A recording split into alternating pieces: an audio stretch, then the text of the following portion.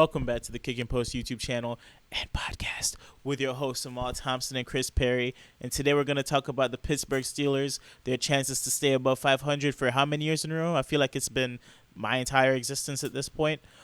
Or if they're going to be fading based on what's going on with the team. How you doing? Come on, let's be realistic. It's over for them Steeler boys. Get out the terrible towel because it's going to match y'all record this year. Terrible. Shout out to Mike Tomlin, African-American coach. But, hey, shit happens. Y'all had a horrible offseason, a weak-ass draft. Oh, my gosh. He really Welcome to the bottom of the division. You guys earned it, so let's get into it. He really talking spicy. Well, I'm ready. I've been waiting all week for this. I believe that the offensive line didn't get the additions it needed. I'm a strong believer that they should have rode this year out with Trubisky and passed on quarterback in this draft, but instead they take Kenny Pickett at pick 20 in a draft where no other quarterback went in the top 3 rounds. In my opinion, if they didn't take Pickett would have slipped even further.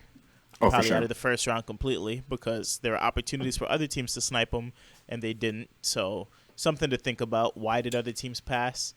I feel like that should be a question for sure, but they didn't question it. You look at the additions to wide receiver. I do love George Pickens a lot. I know he has his off-field issues, but people have been calling him Baby AJ Green, and a lot of the highlight tapes have him looking pretty crispy. Chris, he's nice. Pickens is nice. I'll give him that. Like you said, the only thing stopping him was off-field issues. Other than that, he was a lock-in first round.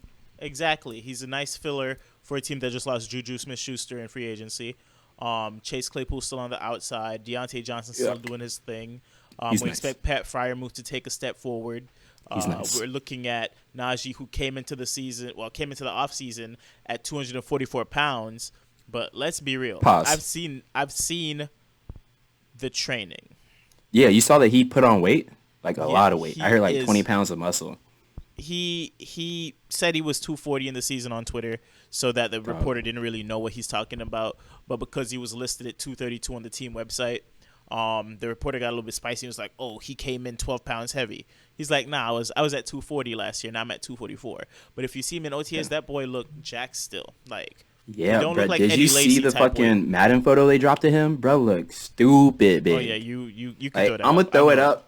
Yeah, right here, actually, but bruh's legs are huge. He like a player from Blitz the League. Like, this is Madden 23 next gen, and they dropping this. Yeah, his leg size crazy, but if it's like that in real life, they will go 16-0. If he looks like that, who's gonna tackle him? Like, he's bigger than Derrick Henry. Up the middle. I mean, there's a reason he's putting on the weight. They're gonna brutalize this man. They're gonna have him running into that bad offensive line to try to protect Kenny Pickett's confidence, or Trubisky, which this is a point of contention between me and Chris right now.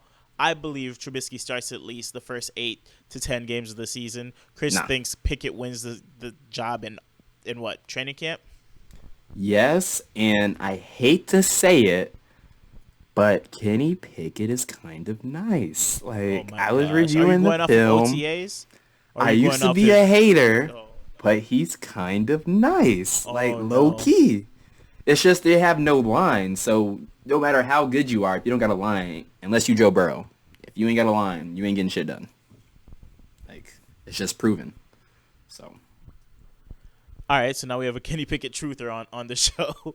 Hey, I'm on board. It was just Otto. Hey, Otto, if you watching, we're riding together now. Oh my gosh, I can't do it. I don't believe in this man, but fair. If he wins it in training camp, one thing I will say is I feel like Mike Tomlin is the guy where if you earn it in training camp, you earn it in the offseason. He's not going to play favorites. Trubisky's deal wasn't that big anyway. Pretty good backup if you ask me. Way better than Mason Rudolph. Like, for sure. That wasn't even a QB competition with him. Yeah, at it's least just show up, run a little bit, throw. Yeah. So I like that they did add Trubisky, give him a little bit of competition, make him work for it. That's how it should be for most cases, but usually if you're a first-round pick, you just have the spot. But no, make him earn it. Make him know that he has to prove himself every week or he could lose his job, and that should help him to play better. So I do like the situation. Pittsburgh is a perfect spot for him. They got all the weapons. It's just not ready yet. So I want to say the way this conference or this division is looking right now, it's going to take them at least like 3 years to get the offense right, but the issue is they're so stacked on defense right now. They're not going to be able to keep that when the offense comes together. So yeah, these defensive players are going to want their bag. So yeah. it's going to be tough to convince players of that caliber to stay when there's not really championship aspirations in Pittsburgh as of now, and they don't have the ability to get these high talent, reliable free agents for the cheap like the Tampa Bay Bucks have. Like Tampa just signed Akeem Hicks for $10 million. That man is worth more than 10. Not even $10 million up front. It's like $10 million with incentives loading it up to $10 million, right?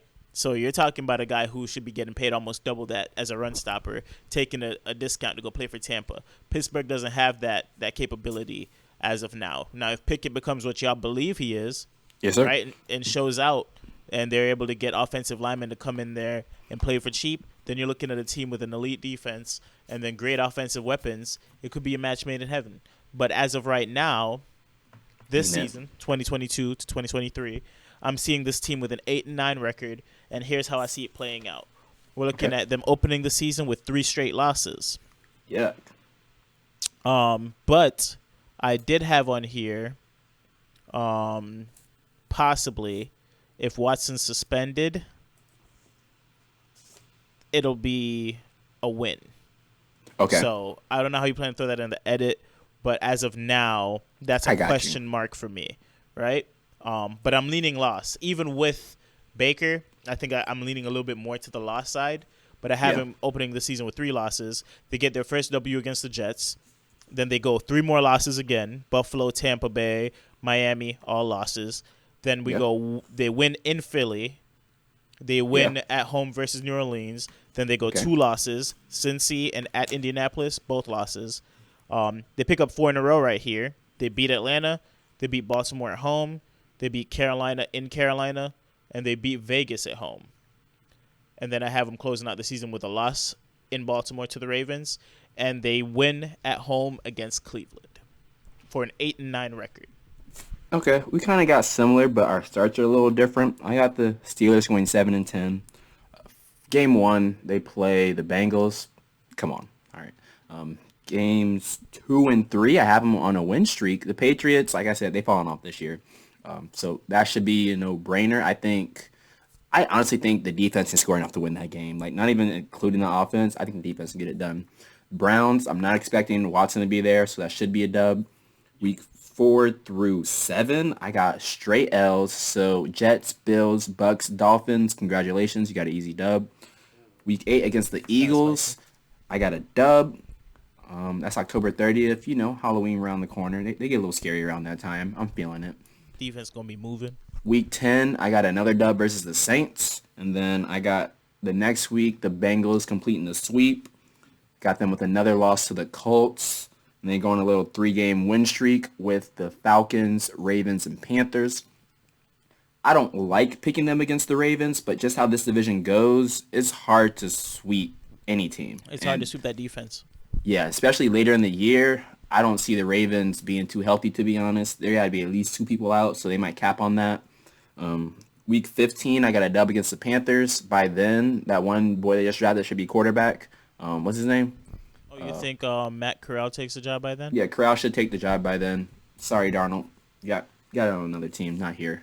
And then I got them closing the season out strong with 3 L's to secure a top 10 pick. Oh, you really finessed me on that one. I thought you were about to go 3 W's, but obviously the math wouldn't add up. Yeah, Raiders should be hot by then. They're nice. Yeah. Ravens, they getting ready for playoffs. They ain't playing no more.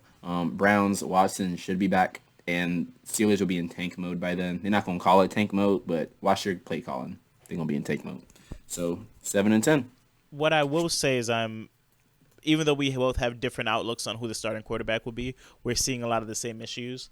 With me being 8-9 with Trubisky playing at least 10 games, you being 7-10 with Pickett playing the entire season, it shows that we're really leaning on this team needs an offensive line. They really do. They have pretty much everything else sorted out. I think Freiermuth is a monster. I think their receiving options, 3 deep, probably the best in the division, 3 deep. I know the Bengals are the best duo probably in football, right? It's like them, and then you're talking probably Miami with Waddle and Hill. But in terms of a trio, I honestly believe Deontay Johnson with George Pickens, who I feel like is going to surprise a lot of people this year, and Chase Claypool is a deep threat, is one of the best trios in that division for sure. Right? Oh, for sure. They're top 2 in our division because the Ravens ain't got nobody and the Browns just got Coop. Yeah, so I don't think it's much of a question. No question. In terms of trios, right? So if they're able to rectify the line, this prediction will be a lot different. We're talking them consistently at 500 with their issues. I feel like they would be doing a lot. Who I want to bank on in this roster, personally, from a fantasy perspective, I think Freiermuth is still going too low. Yeah. I love Najee in Dynasty, but now he's a top 8 pick. It's tough for me to get behind that with the way that offensive line looks. But again, he's on the younger side. He's still a bit older for like a second-year player, but he's on the younger side. But I just hate to say it. You saw what happened to Barkley with no line. I know, but he's built way bigger than Barkley. And it's not the same type of runner. Like, Najee's not like the bounce-around type. Athleticism isn't as close to Barkley's, but he just seems like his body's able to take more of a beating. I think he's built more in that nice mix. He's not Derrick Henry big, but he's not like Barkley's a smaller bodied back, I would say. His legs are massive and all of that. But it just depends on how they decide to use him this year, because like they know their line is their weak spot, so they're gonna have to game plan with that in mind. Obviously, they're gonna pound the ball. Yeah, some teams are ignorant, like, oh, we're just ground and pound, it's old school football. But like, if you ain't got no damn line, you just asking for injuries. Like, it's not realistic. Like, it's not Madden. You can turn injuries off. Last year too. You said what? You saw how they did with him last year too. They threw that man out. Yeah, but sad to say, their line was better last year than this year. Like, they didn't improve. I agree.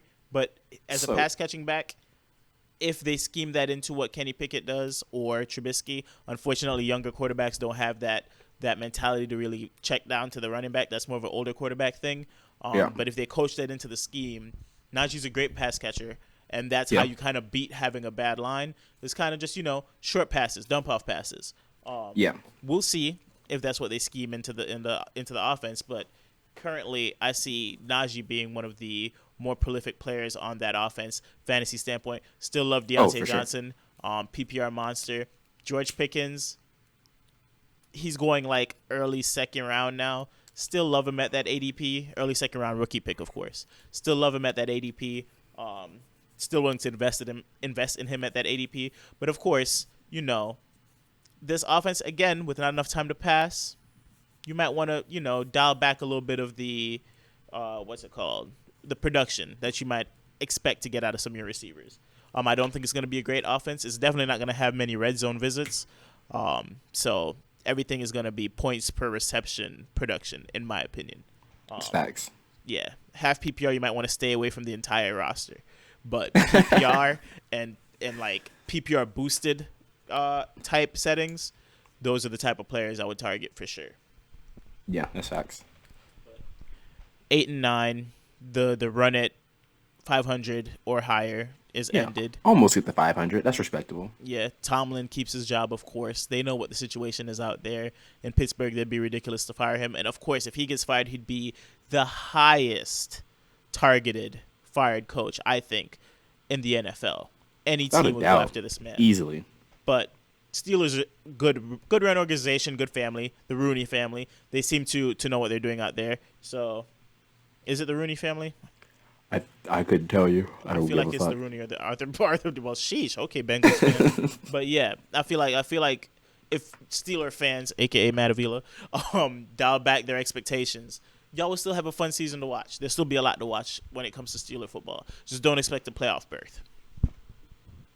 They all do. Like, the reason I really hate the Steelers, because y'all fans always talking shit, dog. Like, you can't take a bad year. If you guys do bad, we got the playoffs from 2019. Like, we won a championship in 1952. Like, who gives a fuck?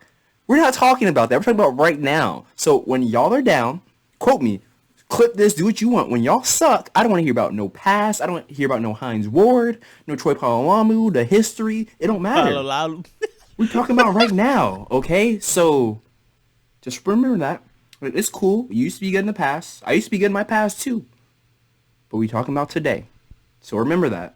And I could probably respect you more in the future, but it's like they just can't take an L, dog. Like, I mean, they did win a championship like within the last 10 years when they beat like I used to hear all that. Well, you guys haven't won a playoff game in how many years? Like, bro, you guys are ass. I'm sorry. Like, y'all got blessed with Najee, great talent. You weren't supposed to draft him because you needed linemen, but you did what you had to do. I respected it.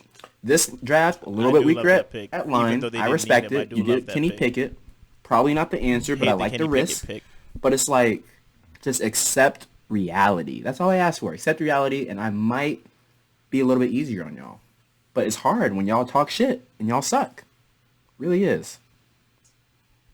Shouts out to the Steelers defense. Yeah, Steelers defense is elite, yeah, but... What was it, TJ? Oh, they just lost Stephen to it, too, so it's like... Yeah, that's tough. Y'all might be worse than this, to be honest. So we gonna see. That is tough. Shouts out to Miles Jack. Loved you as a Jag, but... I did like Miles Jack. I was kind of sad about that pickup, not even gonna lie. As we do, we let our players walk for nothing. So it was a good pickup. I'm just glad they didn't get Honey Badger. If they got him, I'd be a little bit more worried. If they got Honey Badger, I might have to flip at least one game on this. They probably get to 500 with Honey Badger. I believe he's that much of a game changer. Yeah, he's the X factor for real. And they got some decent DBs over there. Yeah. Or one decent I don't DB. know if Hayden is still there, but I don't know. They do have solid players on the defensive side of the ball and offense. Again, not pooping on the talent. We just know that a lot is driven by having a solid offensive line, and no veteran has been willing to go there. And I don't think you guys spent that much in the draft, really, where that's concerned. So until y'all figure that out, under 500. This has been KickNPost. Thank y'all for watching. Check us out on the next one. Peace. Yes, sir.